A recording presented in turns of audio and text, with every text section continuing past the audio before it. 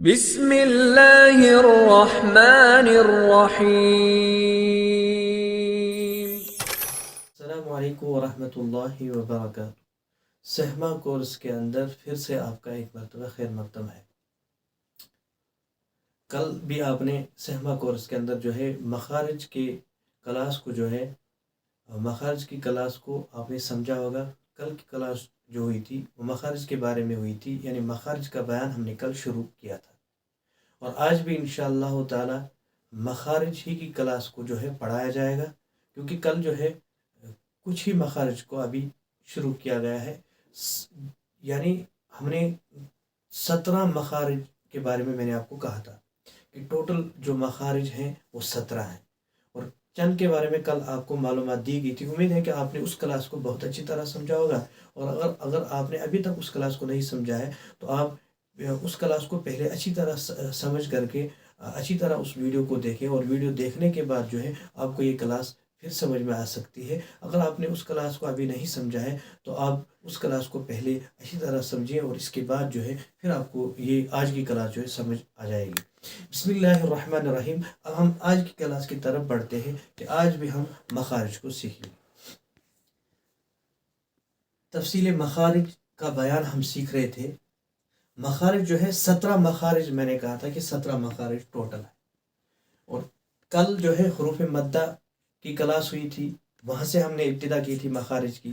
3 حروف کو کل پڑھایا گیا تھا، ان حروف کو میں پھر سے دہراتا ہوں، لوٹاؤں گا، ان کو رپیٹ کرتا ہوں۔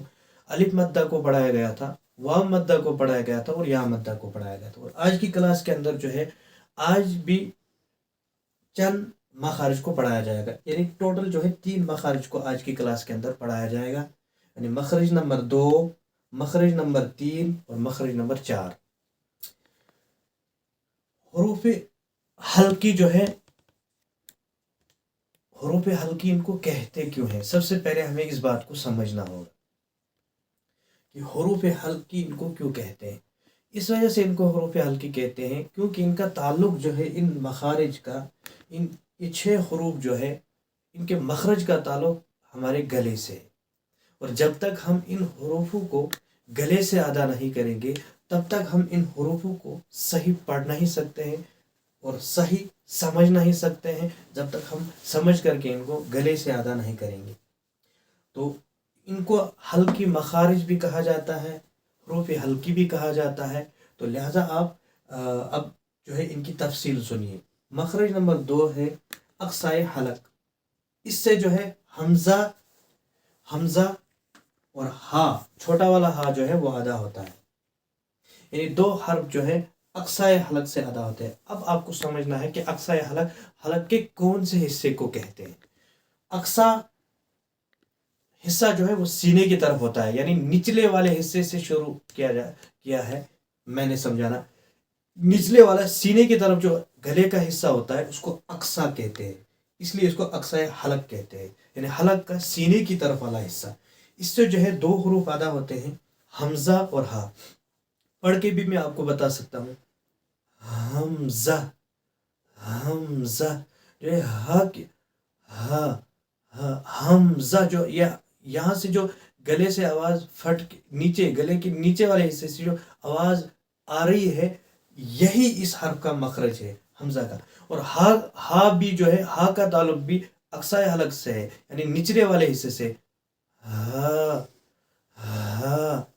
تو اب آپ نے جان لیا کہ مخرج نمبر 2 جو ہے اقصائے حلق ہے، یعنی حلق کا آخری سینے کی جانب جانے والا حصہ۔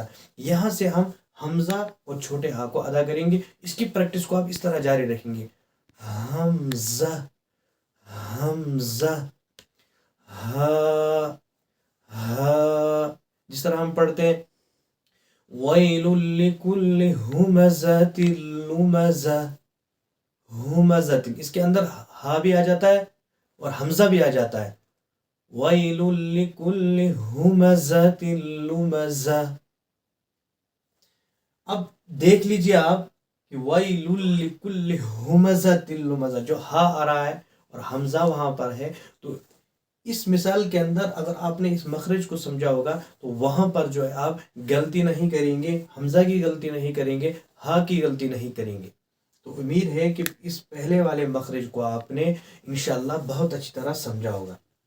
مخرج نمبر 2 آج کا، لیکن وہ جو ہمارا سیریل چل رہا ہے اس کے حساب سے جو ہے مخرج نمبر 3 ہے. مخرج نمبر 3 کیا ہے؟ وسط حلق.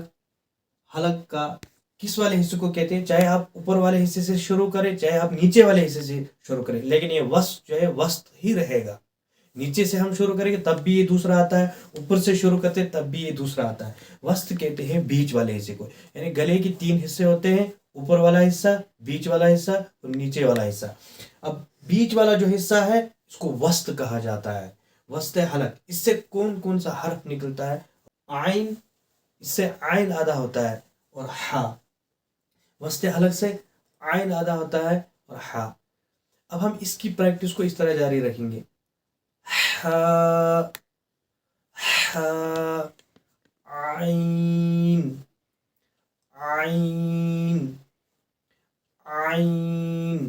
جب تک ہم ان ان حروفوں کی اسی طرح پریکٹس نہیں کریں گے، ان حروفوں کو بار بار اسی طرح تکرار کر کے بار بار نہیں پڑھیں گے، تو تب تک ہم ان حروفوں کو صحیح ادا نہیں کر سکتے ہیں اور قرآن پاک کو ہم صحیح نہیں پڑھ سکتے. تو اب آپ کو وسط بھی سمجھ میں آ گیا اور ان حروفوں کو کہاں سے ادا کرنا ہے، ان کی آواز کیسی ہوگی، وہ بھی میں نے پڑھ کے آپ کو بتایا. اب چلتے ہیں آج کی تیسرے مخرج کی جانب، اور جو ہمارے جو ہے سبق کے اعتبار سے چوتھا مخرج ہے. ادنائے حلق یعنی منہ کی جانب والا حصہ. اب جو لاسٹ والا اوپر والا حصہ ہے اس کو ادنا کہتے ہیں. ادنائے حلق، حلق کا آخری منہ کی جانب والا حصہ، وہ تو سینے کی جانب والا حصہ، وسط حلق اور ادنائے حلق. اس سے جو ادا ہوتے ہیں، غین ادا ہوتا ہے اور خا ادا ہوتا ہے. جب تک ہم غین کو اس طرح نہیں پڑھیں گے، غین، غین، بیچ کا جو حصہ ہے اس کے ساتھ میں اوپر میں تھوڑا تھوڑا جو ان کے مخارج قریب قریب ہے، غین. اور اس کے بعد جو ہے خا، خا. جب تک ہم ان کی اسی طرح پریکٹس نہیں کریں گے تب تک ہم ان حروفوں کو صحیح قرآن پاک کے اندر استعمال نہیں کر سکتے. جس طرح آپ عین کی مثال لیجئے. سب سے پہلے جب ہم قرآن پاک کو شروع کرتے ہیں ہم پڑھتے ہیں اعوذ باللہ من الشیطان الرجیم. تو وہاں پر جو ہے جب ہم نے عین کی پریکٹس کی ہوگی، جب ہم نے عین کو صحیح سمجھا ہوگا اور عین کو ہم نے اچھی طرح اس پر مشق کی ہوگی، مہارت حاصل کی ہوگی، تو ہم قرآن پاک کے اندر شروع میں ابتدان میں جب ہم شروع کرتے ہیں تو ہم غلطی نہیں کریں گے. اسی طرح ہا کو لے لیجئے. جب ہم قرآن پاک کو شروع کرتے ہیں تو ہم ہر سورت کے شروع میں جو رہتے ہیں بسم اللہ الرحمن الرحیم، بسم اللہ یہ ہا ہے. جب ہم نے ہا کی پریکٹس اچھی طرح کی ہوگی، ہا کے مخرج کو اچھی طرح سمجھا ہوگا، تو ہم وہاں ہا کی غلطی جو ہے نہیں کریں گے. اس کو اب دیکھ لیجئے ان ہا میں، اس ہا اور اس ہا میں فرق بھی کیا ہے.